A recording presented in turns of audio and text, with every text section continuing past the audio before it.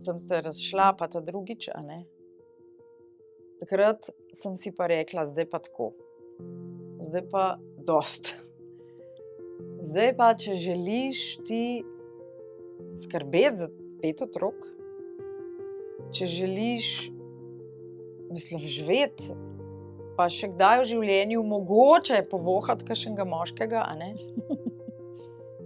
je pa zdaj pa, to je pa res poden, a ne. Ko sem začela sama sebe izobraževati, a ne, in sebe postavljati in ugotavljati, kaj jaz mislim o sebi, kakšne grde besede jaz sebi govorim, pa kaj jaz delam sama sebi.